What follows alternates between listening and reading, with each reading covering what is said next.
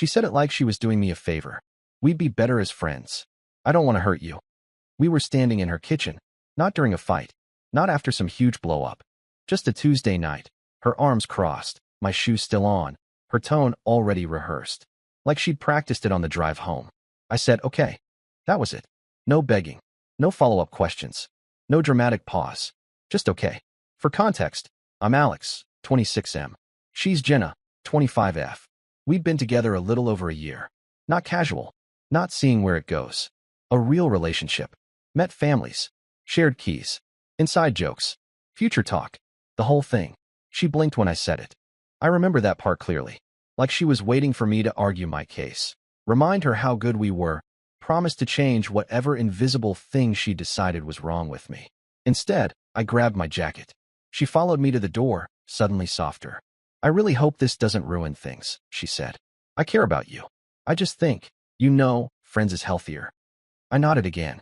Yeah, friends. She smiled, relieved. Actually relieved. Like she'd just dodged a scene she didn't want to deal with. Here's what she didn't know. I'd already felt her pulling away for weeks. The sarcasm that wasn't playful anymore. The way she corrected me in front of people. The eye rolls when I talked about work. The way every disagreement somehow turned into me being too sensitive. This wasn't sudden. It was just her deciding she was done before I was allowed to be. I went home, put my keys on the counter, and sat in the dark for a while. No music. No texting friends. Just letting it land. She texted me later that night. I hope you're okay. I just didn't want to string you along. I didn't reply. The next few days were quiet. Too quiet. No fighting. No closure talks. Just this unspoken assumption that I'd stay right where she left me. Emotionally available, conveniently single, waiting in the background under the label friend. She checked in once more, casually. We're still cool, right? I answered, yeah. And I meant it. Because by then, something had already shifted. The first week after the breakup was weirdly easy. That sounds wrong, I know. I expected the sleepless nights, the constant urge to text her, the replaying of conversations. Instead, it felt like the pressure in my chest finally backed off. Like I'd been holding my breath without realizing it. Jenna, on the other hand, leaned hard into the friends thing. She started reacting to my Instagram stories again. Not liking them, reacting. Fire emojis. Laughing faces. The kind of low-effort attention that says I still want access to you, just not responsibility. Then came the comments. If I posted something even mildly positive, she had something to say. Wow, you're really thriving already upside down face. Must be nice to move on so fast. Didn't realize we meant that little. I ignored most of it. We ran into each other that Friday at a mutual friend's birthday thing. I almost didn't go, but I refused to start shrinking my life because of her. She showed up late, loud, already irritated. The first thing she did was scan the room, find me, and lock her eyes onto whatever I was doing. I was laughing with someone. That alone seemed to annoy her. She walked up like nothing happened. Hey stranger, she said, bumping my shoulder. Didn't think you'd come. Why not? I asked. She shrugged. I don't know. Figured you'd need space or something. That was rich, coming from the person who dumped me and then hovered like a bad Wi-Fi signal. All night, she stayed close. Too close. Making little comments. Correcting me mid-story. Teasing me in that sharp, not funny way she'd perfected near the end of our relationship. At one point she leaned in and said, So, you holding up okay? I was worried you'd spiral. I looked at her and smiled. I'm good. She didn't like that answer. By the end of the night, she was clearly annoyed. Not at anything specific. Just unsettled. Like I wasn't performing the role she expected. The role where I missed her. Where I waited. Where I proved she mattered more than my own dignity. When I got home, I had a text from her already waiting. You were acting kind of distant tonight. I stared at my phone for a long moment before typing back. We're just friends. This is what that looks like. She didn't reply, but something told me that conversation wasn't over. Not even close. The shift happened quietly. About a week after the breakup, a coworker named Lily asked if I wanted to grab coffee after work. No big build-up. No date language. Just coffee. I almost said no out of habit. Then I realized why would I? So I went. It was easy. No tension. No walking on eggshells. No subtle jabs disguised as jokes. We talked about dumb work stuff, favorite places in the city, how weird adulthood feels when no one gives you a manual. I didn't post about it. I didn't mention it to anyone. It wasn't about proving anything. But somehow Jenna knew. She texted me that night. So you're already seeing someone? I stared at the screen, genuinely confused. What are you talking about? Don't play dumb. I heard you were out with some girl. There it was. The edge. The accusation wrapped in entitlement. I replied honestly. I grabbed coffee with a coworker. 3 dots appeared. Disappeared. Appeared again. Wow. That was fast. Guess, friends, was just an excuse for you to move on. I almost laughed. She was the one who ended it. She was the one who said she didn't want to hurt me. And now somehow I was the villain for continuing to exist? I didn't respond. The next few days, her tone shifted completely. No more sarcasm. Now it was concern. Are you okay? You seem different lately. I just don't want things to be weird between us. Weird was her default setting. Then Lily and I went out again. This time dinner. This time intentional. Still slow. Still normal. Still drama-free. I posted a story. Just food and a table. No faces. 10 minutes later, my phone rang. Jenna. I didn't answer. She called again. Then she texted. Are you seriously ignoring me now? That was the moment it clicked. Her idea of friends didn't include me choosing someone else. It didn't include me being unavailable. It didn't include me not orbiting her emotions on demand. It was never about not hurting me. It was about not losing access. And the second she felt that access slipping, she panicked. I put my phone face down and went back to my dinner. For the first time in a long time, I felt calm. The calls didn't stop after that night. They escalated. First it was frustration. So this is how you treat someone you care about. Then guilt. I thought we were mature enough to stay in each other's lives. Then the classic rewrite of history. You're acting like I cheated on you or something. I was honest. Isn't that what you wanted? I didn't answer any of it. 2 days later, she showed up at my place. No warning. No text. Just a knock like she still belonged there. I opened the door, already annoyed. She walked in like she owned the air. Looked around. Took in the changes. My jacket on a different hook. A plant she hated on the windowsill. So, she said, arms crossed. You're really doing this. Doing what? I asked. Cutting me off. Replacing me. I let out a slow breath. You broke up with me. She scoffed. Don't twist it. I said friends. That wasn't a pause button, I said. That was an ending. Her face tightened. Wow. I didn't realize you were this petty. There it was. The same word she always used when I didn't play along. I stayed calm. You don't get to decide how I move on. She laughed, sharp and humorless. I just didn't expect you to move on this fast. That sentence said everything. Not move on. Move on before she was ready. She paced my living room, talking at me now. I thought we had something mature. I thought you respected me enough to not jump into something else immediately.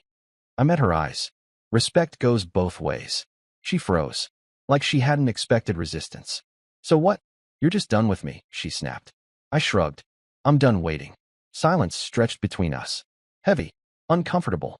Finally she said, quieter, you're really not going to fight for this? And that was the breaking point. The moment everything in me shut the door. I shook my head. No, not angry, not cruel, just final. Her expression changed then. Panic flickered underneath the attitude. She grabbed her bag. Fine, she said. Don't come crawling back. I didn't respond. When the door closed behind her, I felt something solidify in my chest. Not relief, not victory, clarity. And I knew she wasn't done yet. The week after she came to my place was when Jenna fully unraveled. It started with late-night texts. The kind that pretend to be casual, but aren't. Do you ever think about us? I keep remembering inside jokes, and it's messing with my head. I didn't think you'd just disappear like this. I didn't answer. Then came the mood swings. One morning I woke up to, I hope she's worth it. By lunchtime, I'm genuinely happy for you. I just want you to be okay. By night, you know, for someone who claimed to love me, you moved on disgustingly fast. That last one almost got a response. Almost. Instead, I muted the thread. That's when she changed tactics. She started posting. Not subtle stuff either. Mirror selfies with captions about choosing herself. Stories at bars she used to complain about. Quotes about knowing your worth, layered over moody black and white photos. And then, like clockwork, she watched everything I posted. Every story, every like, every follow. She didn't interact anymore. She just monitored. A mutual friend texted me one night. Hey, just a heads up, Jen has been asking who you're seeing. I replied, I'm not hiding anything. I know, he said. She's just not taking it well. That made me laugh. Not because it was funny, but because of how predictable it was. She didn't miss me. She missed control. She missed being the reference point in my life. The next time she reached out, it was different. Can we talk? Not fight. Just talk. I agreed to meet her for coffee. Public place. Neutral ground. Closure, I thought. She arrived early. Sat across from me with that familiar tight smile. So, she said, this whole thing got out of hand. You ended it, I replied. She waved it off. I meant temporarily. I just needed space. You weren't supposed to replace me. There it was. Out loud. I stared at her. That's not how breakups work. She leaned forward. I just think you owe me a little time before, whatever this is. I stood up, dropped a few bills on the table, and said the only thing left to say. I don't owe you anything. Her mouth opened, closed, and for the first time since all of this started, she didn't have a comeback. I walked out knowing one thing for sure. She wasn't losing me. She already had. I thought that would be the end of it. It wasn't. 2 days after the coffee talk, she blocked me. On everything. Instagram, Twitter, even Spotify, which honestly felt petty but on brand. I noticed because the silence suddenly felt loud. Like she wanted me to notice she was gone. Like blocking me was supposed to hurt, or scare me, or pull some reaction out of me. I didn't react. Then, 3 days later, she unblocked me. No message. Just quietly reversed it, probably hoping I'd rush in with a "Hey, why'd you block me?" text. I didn't. That's when she started reaching out through other people. A friend told me, Jenna says you're being cold and punishing her. Another said, she thinks you're doing this to make her jealous. The irony almost gave me whiplash. Meanwhile, things with Lily were normal. That was the shocking part. No power games. No emotional audits. No comments disguised as jokes. She asked how my day was and actually listened to the answer. One night, while we were walking back from dinner, my phone buzzed. Unknown number. I knew it was her before I answered. What? I said. Her voice cracked immediately. Why are you doing this to me? I stopped walking. Doing what? Pretending I don't exist, she snapped. Moving on like I never mattered. I stayed quiet. You said we'd be friends, she continued. Friends don't replace each other in a week. I didn't replace you, I said calmly. You removed yourself. She scoffed. That's such a convenient way to spin it. No, I replied. It's just the truth. There was a pause. Then she said something that finally made it all clear. I thought you'd always be there. Not with her. Not committed. Just there. Available. On standby. Safe. I'm not that guy anymore, I said. Her tone hardened instantly. So she's more important than me now? I answered without hesitation. Yes. She hung up. And for the first time since the breakup, I didn't feel anything afterward. No guilt. No doubt. Just certainty. Because sometimes the moment you choose yourself is the exact moment someone else realizes they no longer control you. After that call, things went quiet again. Too quiet. No texts. No surprise appearances. No mutual friends, just checking in. For the first time since the breakup, Jenna actually disappeared. And that should have been the relief part. Instead, it felt like the calm before something worse. A week passed. Lily and I were officially dating by then. Not rushed, not dramatic, just mutual. Easy. The kind of easy that makes you realize how hard you were working before just to keep someone mildly satisfied. That's when Jenna resurfaced. Not directly. Publicly. She posted a long story, white background, black text, very intentional. About being discarded. About men who can't handle strong women. About how some people only pretend to love you until something shinier comes along. I didn't need names. Everyone knew exactly who she was talking about. My phone lit up. Is she talking about you? Dude, yikes. You okay? I was okay. What bothered me wasn't the post. It was the rewrite. The way she framed herself as the victim of a story she authored. Later that night, Lily asked gently, is she going to be a problem? I paused before answering. She doesn't like losing. That turned out to be an understatement. The next morning, Jenna texted me for the first time in over a week. I see you're happy pretending I never existed. I replied once. I'm not pretending. I'm moving on. Her response came instantly. So everything we had meant nothing? I stared at the message, then typed the sentence that finally shut something down inside me. It meant something. It just doesn't anymore. She didn't reply. Instead, she blocked me again. This time, I didn't check. I didn't care. Because I finally understood what she wanted all along. Not reconciliation, not friendship, not even closure. She wanted leverage. And the moment she lost it, she turned bitter. That was the moment I stopped worrying about how she felt. Because I was done being the emotional safety net for someone who only noticed its value once it was gone. The real panic didn't start until Jenna realized blocking me didn't do anything. No dramatic post from me. No sad quotes. No sudden interest in her life. Nothing. That's when she crossed the line she couldn't uncross. She showed up at Lily's place. I wasn't there. Thank God. Lily told me later she heard a knock, opened the door, and found a woman she didn't recognize standing there with folded arms and a tight smile. You must be Lily, Jenna said. Lily, confused but polite, nodded. Yeah, I'm Jenna, Alex's ex. That was how she introduced herself. Not friend. Not someone he used to date. Ex. Like a title she wanted to reclaim. I just wanted to meet the girl who replaced me. Jenna continued, looking Lily up and down like she was inspecting damage. Lily crossed her arms. I didn't replace anyone. Jenna laughed. That's cute. He say that? Then she dropped it. He's not over me, she said flatly. He just thinks he is. Lily didn't raise her voice. Didn't get defensive. She just said, you need to leave. Jenna scoffed. You should be careful. He shuts down. That's his thing. One day he'll do it to you too. Lily replied, if you don't leave right now, I'm calling someone. That finally did it. Jenna left, but not before saying, you'll see. When Lily told me, I felt something cold settle in my chest. Not fear. Resolve. I texted Jenna for the first time in weeks. Do not contact her again. This is your only warning. She replied within seconds. Wow. So now you care. That was it. The last thread snapped. If you come near either of us again, I'll handle it formally. She didn't respond. Instead, she posted another story that night about women stealing men who weren't fully healed. I watched it once, then blocked her everywhere. No speeches, no explanations, just done. Because the truth was simple. She didn't want me back. She wanted to prove she could still reach me. And this time, she couldn't.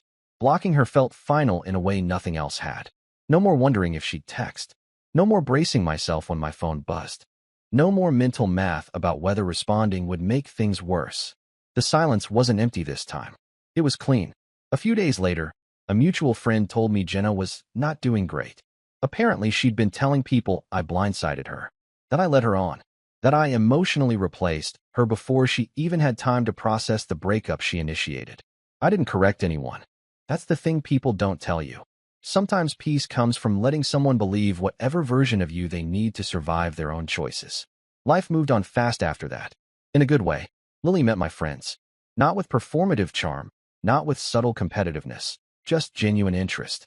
She didn't try to impress anyone. She didn't need to. She was steady, present, kind without keeping score. One night we were cooking dinner together, music playing low, and she looked at me and said, you know, you don't flinch anymore. What do you mean? I asked. Like you're waiting for the mood to change, she said. You used to check my face every time you talked. You don't do that now. I hadn't noticed. But she was right. I wasn't bracing anymore. A week after that, I got one final message from an unknown account. I never thought you'd actually choose someone else over me. I stared at it for a long time. Then I deleted it without replying. Because the truth was simpler than anything I could explain. I didn't choose someone else over her. I chose myself after her. And once you do that, there's no going back to being someone's backup plan. I thought that was the end of the story. I was wrong. There was still one more moment. Quiet, small, but decisive. That put everything in its final place. The last moment didn't come with a confrontation. No text. No call. No dramatic scene. It came on a random Thursday afternoon when I ran into Jenna at the grocery store. I almost didn't recognize her at first.